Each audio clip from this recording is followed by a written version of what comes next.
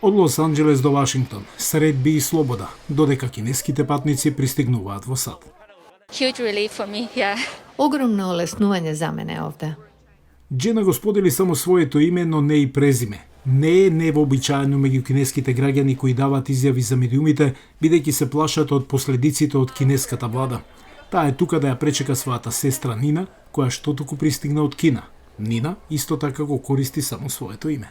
I want to enjoy my stay. Сакам да уживам во мојот престој и да го видам бебето.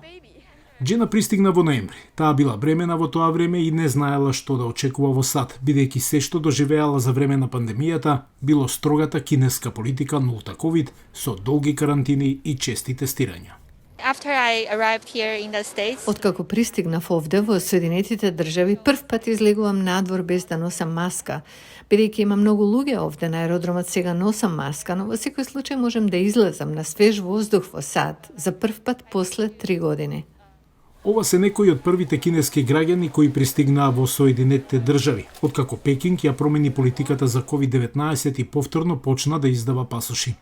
Со отворањето на границите на Кина, некои земји, вклучително и САД, спроведоа барања за кинеските патници кои доаѓаат од континентална Кина, Хонг-Конг или Макао, да прикажат негативен тест за COVID-19 направен не повеќе од 2 дена порано.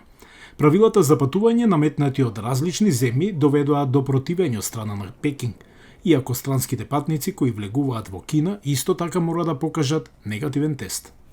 我们再次呼吁相关国家从事实出发， Ги повикуваме релевантните земји уште еднаш да ги направат своите мерки заснувани на факти, базирани на наука.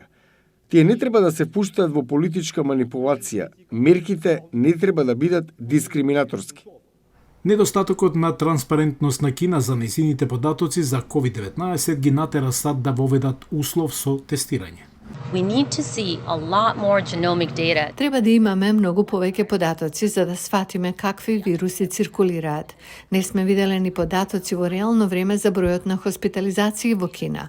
Овие работи се неопходни, зашто со тоа се одложува идентификацијата на тие нови варијанти и потоа ги остава нашите службеници за јавно здравје помалку подготвени да одговорат на тоа. Дипломираниот студент Ли Хао вели дека тестирањето пред да лета за Вашингтон било проблематично. 突然的，我觉得就是会比 Беше потребен околу 1 дополнителен ден за да се направи тестот, но можеби во моментов е неопходно. Штом влезат во САД, некои кинески посетители велат дека ќе примат вакцини за COVID-19. 我在国内打了3 Примив 3 вакцини во Кина, а ќе земам уште една тука во САД. Некои од кинеските патници велат дека не се загрижени дали ќе се разболат во САД, бидејќи населението овде е помалку густо отколку во Кина.